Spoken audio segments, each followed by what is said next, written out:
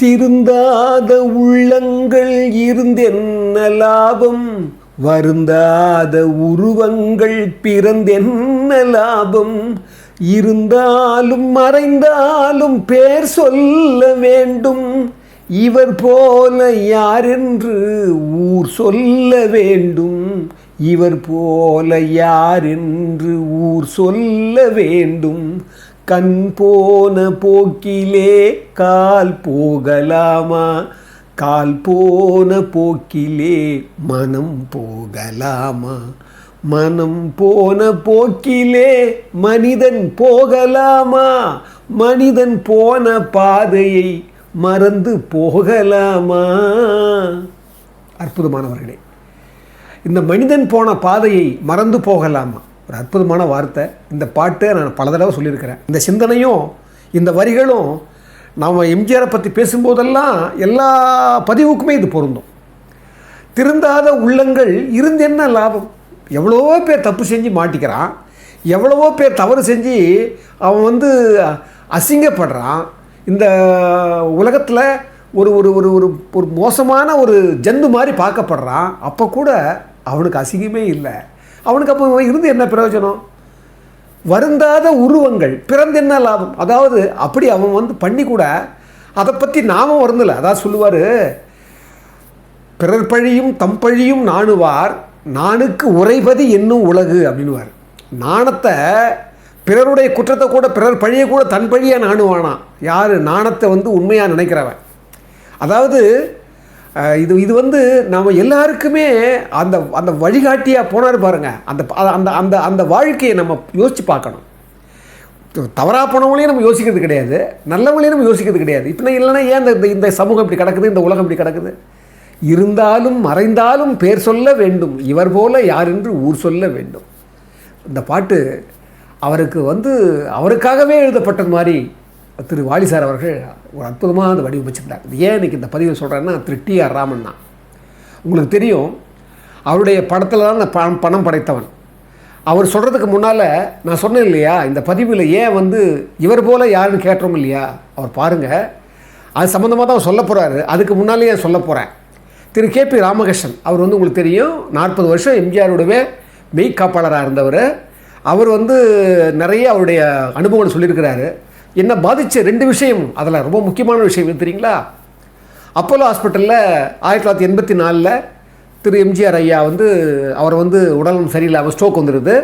அவர் நினைவு இழந்துடுறாரு. நினைவு இழந்து அந்த மருத்துவர் குழு திரு பிரதாப் ரெட்டி அவங்க மூலமாக போராடி அந்த நினைவை மீட்டுறாங்க. எம்ஜிஆர் நினைவு மீட்டின உடனே அவர் கேட்ட முதல் வார்த்தை என்ன தெரியுமா?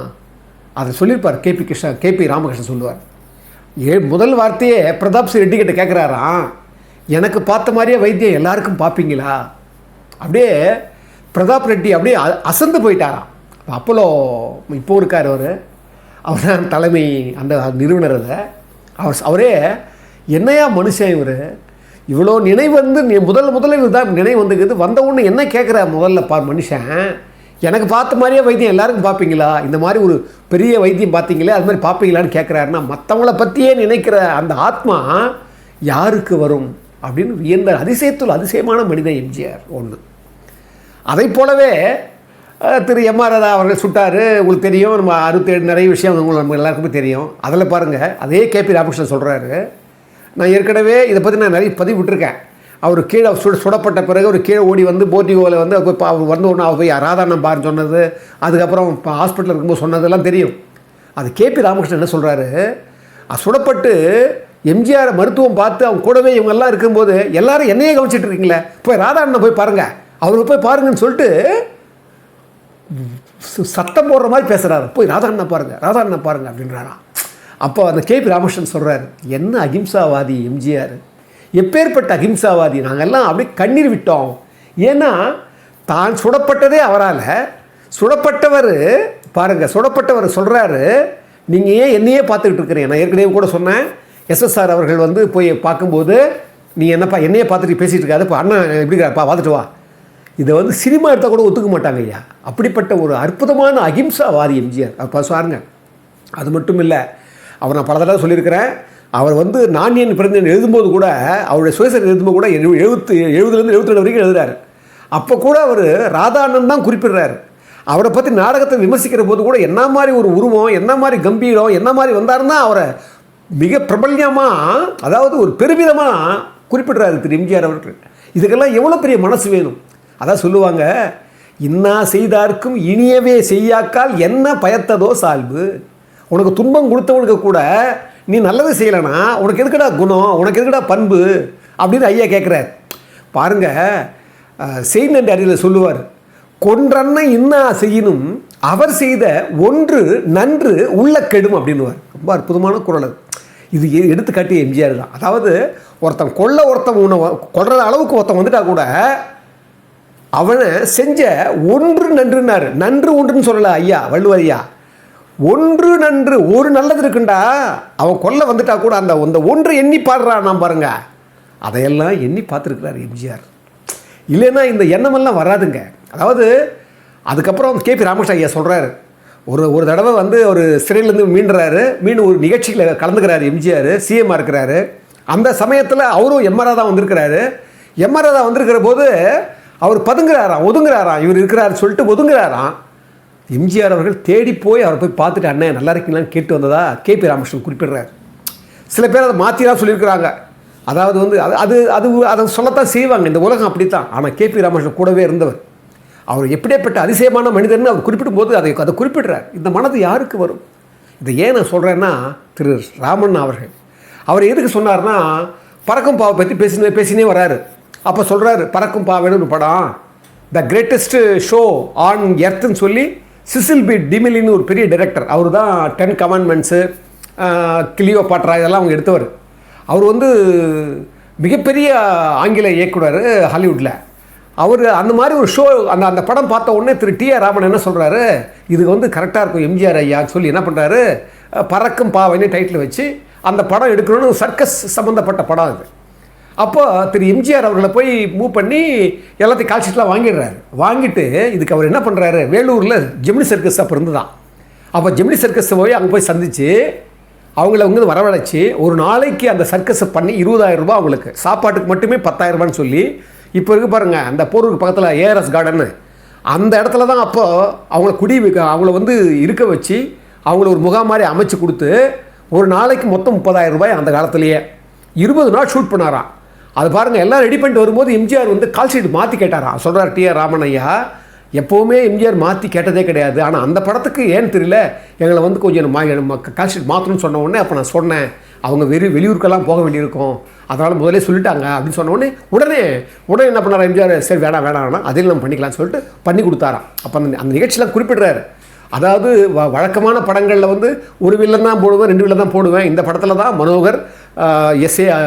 அசோகன், நம்பியார் இவங்க 3 பேர் வில்லனாக போட்டோம்.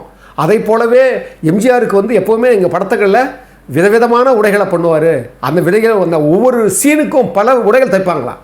அதில் எம்ஜிஆர் ஒரு செலக்ட் பண்ணிக்குவாராம்.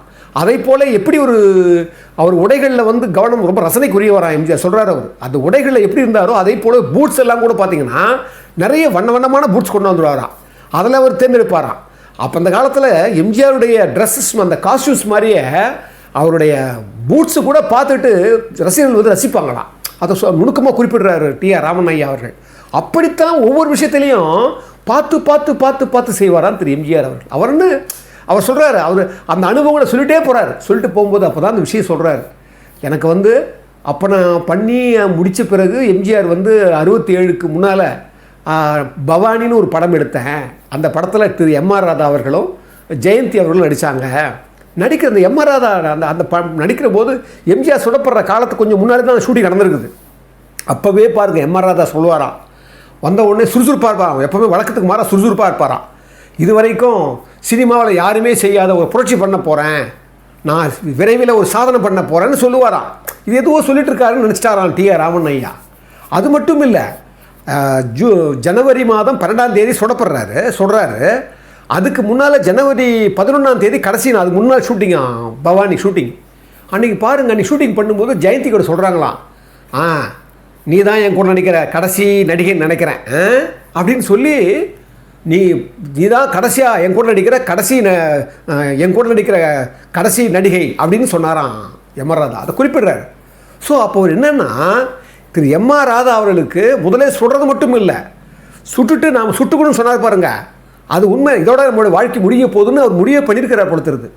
அதுக்கப்புறம் என்ன பண்ணாராம், இவர் சொல்கிறாரு, நாங்கள் ஜனவரி மாதம் 12ஆம் தேதி கரெக்டாக 5 மணிக்கு பெங்களூருக்கு போகிறாங்களாம். இவருடைய அசிஸ்டண்ட் டிஎன் பாலு, அவர் பெரிய டைரக்டர், பின்னால் அவருடைய கனக சண்முகம்னு அவருடைய இன்னொரு அசிஸ்டண்ட், அவரும் அந்த திரு சிவகுமாரை வச்சு படமாக எடுத்துருக்கிறாங்க. அவர் பாருங்கள், அவரும் 4 படம் எடுத்துருக்கிறாரு. அவர் கூட நான் கனக சண்முக ஐயா கூட ஒரு டிஸ்கஷனில் கலந்துருக்கிறேன் நான் ஆரம்ப காலத்தில். பாருங்கள், இவங்கெல்லாம் போகிறாங்களாம் பெங்களூருக்கு. அதே 5 மணிக்கு தான் போகிறாங்களாம் ராமவரம் தோட்டத்தை வழியாக.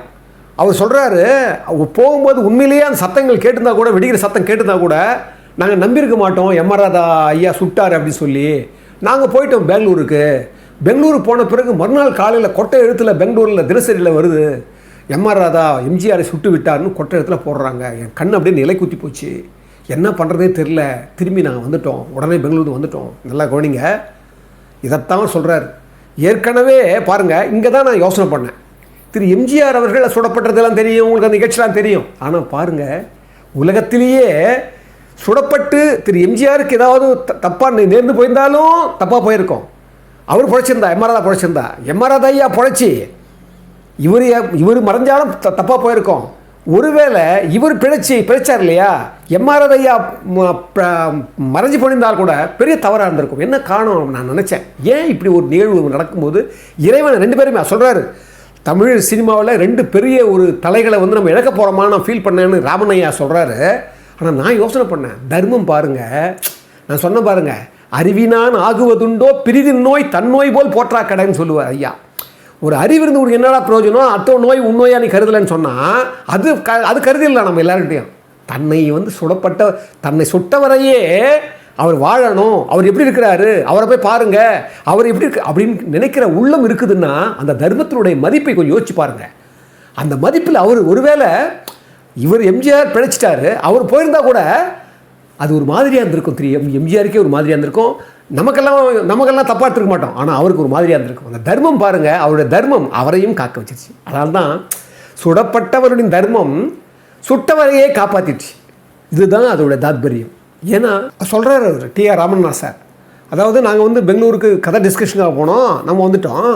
இங்கே வந்து பார்த்தா அவர் பாருங்கள், அந்த பவானி படம் வந்து ஒரு கருப்பு கோடிட்டு காட்ட வேண்டிய படம். ஏன்னா அதில் முதல்ல அவர் தான் எம்.ஆர். ராதா தான் நடித்தார். அதுக்கப்புறம் வந்து நான் அவரை மாற்றிட்டு நாகேஷ் அவர்களை வந்து நடிக்க வச்சு அந்த கேரக்டரில் அந்த படத்தை அங்கே வெளியிட்டோம். அப்போ தான் எண்ணி பார்த்தேன், அவர் அவ்வளோ வழக்கத்துக்கு மாறான சுறுசுறுப்பு.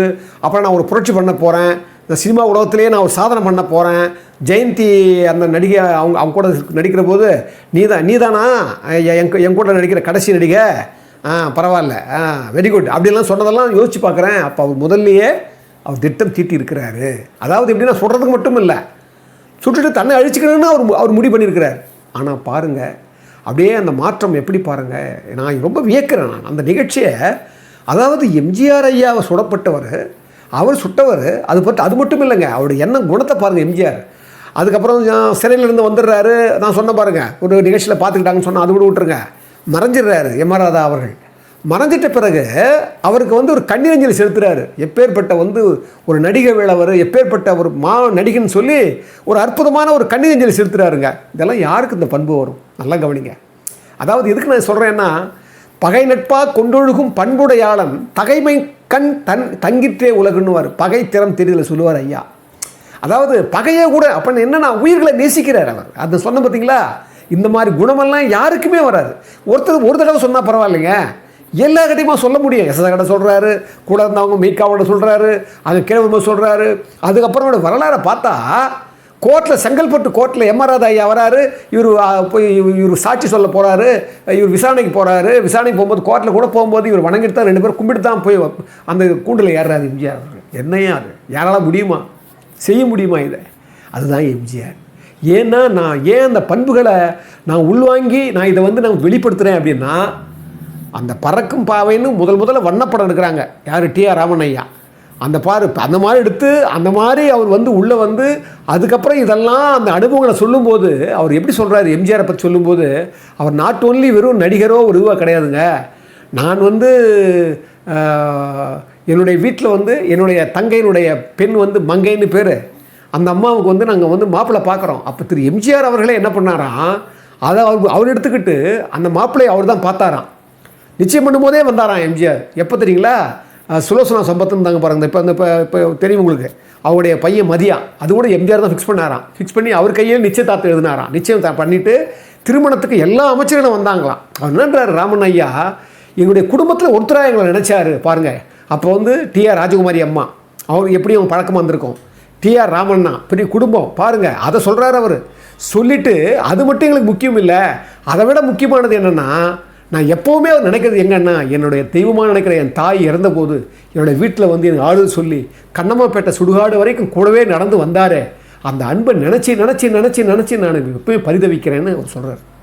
அதே போலவே அவர் வந்து மாட்டுக்கார வேலை கூட அவர் தான் பண்ணணுமா, டைரக்ட் பண்ணணுமா, எம்ஜிஆர் சொல்லிட்டாராம். டிஸ்கஷன்லாம் நடந்ததான். ரைட்டர் ஏஎல் நாராயணன் சார் கூட வந்து நிறைய டிஸ்கஸ் பண்ணியிருக்காரு. அப்போ நேரத்தில் தங்கச்சுரங்கம் படம் இருக்குது, சிவாஜி சார் நடிக்கிற படம். அந்த படத்தினுடைய கிளாஷ் ஆனதால் இவரால் ஒரு கேஷ் கொடுக்க முடியல இவரால். உடனே ரொம்ப வருத்தப்பட்டாராம் எம்ஜிஆர். உடனே அதுக்கு தான் நீலன் ஐயா அவர் டைரக்ட் பண்ண சொல்லி அந்த வருத்தம் இருந்து என்ன பண்ணால் ஒரு சமயத்தை சொன்னாராம், இந்த படம் நீங்கள் டைரக்ட் பண்ணிங்கன்னா உலக சுற்று வாலி கூட நீங்கள் தான் பண்ணுறேன்னு நான் நினச்சிருந்தேன் அப்படின்னு அது சொன்னாராம். அது சொல்லிட்டு சொல்கிறார். அது மட்டும் இல்லைங்க, நற்பண்புன்னு பார்த்தா என்னுடைய அசிஸ்டண்ட் டிஎன் பாலு பெரிய டைரக்டர் ஆகிட்டார். அப்போ எம்ஜிஆர் வந்து திமுகவிலேருந்து விலகி வரும்போது டிஎன் பாலு வந்து மோசமாக விமர்சனம் பண்ணார் அவர். அப்புறம் அதுக்கப்புறம் திமுக மாதிரியே இருந்துட்டார் அவர். அப்படிப்பட்டவர் எம்ஜிஆர் சிஎம்மாக இருக்கிறாரு. அவருக்கு வந்து குணப்படுத்த முடியாத ஒரு நோய் வரும்போது அதுக்கு மருந்து கிடைக்கல. அதுக்கு சிங்கப்பூரில் இவர் தான் ஃபோன் பண்ணாராம் ராமன் ஐயா. ஸோ ஃபோன் பண்ண உடனே சிங்கப்பூர்லேருந்து வரவழைச்சி டிஎன் பாலுக்கு அவர் தான் பிழைக்க வச்சாராம். அது சொல்கிறாரு அவர். பாருங்கள், இது பாருங்கள், தன்னை விமர்சிக்கிறவங்க, தன்னை எதிரியாக நினச்சவங்க எத்தனை விஷயம் வருது பாருங்கள், இதையும் அவர் தான் செஞ்சாராம்.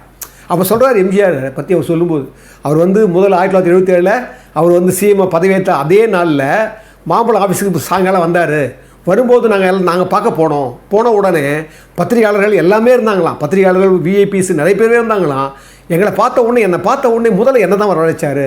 உள்ளே வந்து கூப்பிட்ட உடனே அவர் சொன்னார், நான் பழைய ராமச்சந்திரன் தான், நீங்கள் எப்போ ஒன்றா என்னை பார்க்க வரலான்னு சொன்ன உடனே, இல்லை எனக்கு கொஞ்சம் வெயிட் பண்ணுறேன்னு சொன்னோம். அது கூட சொன்னார், உங்களை பார்க்குறதுக்கு இல்லாமல் எனக்கு வேறு என்ன வேலை இருக்குது, நீங்கள் உங்களுக்கு எந்த உதவி வேணால் எனக்கு கேட்கலாம், எப்போ வேணால் நீங்கள் வரலான்னு சொல்லி எங்களை வந்து அப்படியே ஆற தழுவி எங்களை வரவேற்றார்.